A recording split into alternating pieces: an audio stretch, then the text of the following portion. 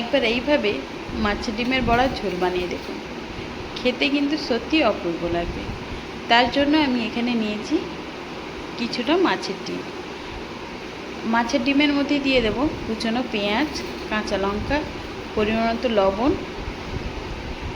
ভালো করে মিশিয়ে নেওয়ার পরে দিয়ে দেবো 4 চামচ বেসন।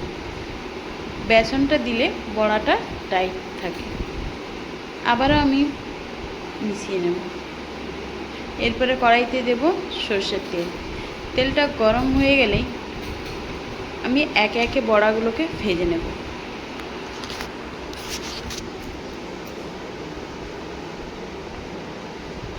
সুন্দরভাবে বড়াগুলো লাল লাল করে ভাজা হয়ে গেছে।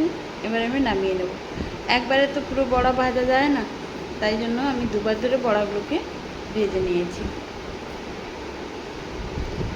সব বড়াগুলো ভাজা হয়ে গেছে, আমি এবারে নামিয়ে নেব। আবারও কড়াইতে দিয়ে দেবো বেশ কিছুটা পরিমাণে সর্ষের তেল।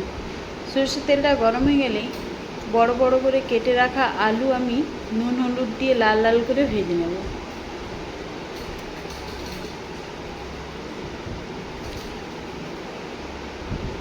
লাল করে আলু ভাজা হয়ে গেছে, দিয়ে দেবো বেটে রাখা পেঁয়াজ, টমেটো, আদা, রসুন।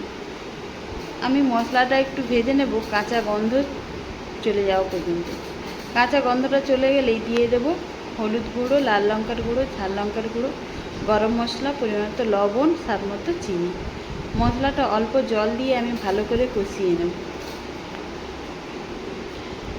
সুন্দরভাবে মশলাটা কষানো হয়ে গেছে, দিয়ে দেবো জল। কিছুটা পরিমাণে জল দিয়ে আমি ঢাকা দিয়ে আলুটা সেদ্ধ হতে দেবো। ঢাকা খুলেই সুন্দরভাবে আলুটা সেদ্ধ হয়ে গেছে, দিয়ে দেবো ভেজে রাখা বড়াগুলো। আবারও একটু আমি কিছুটা সময় নাড়াচাড়া করে নামিয়ে নেব। নামিয়ে গরম গরম পরিবেশন করুন মাছের ডিমের বড়ার ঝোল। খেতে কিন্তু অমৃত লাগবে, একবার বানিয়ে দেখুন।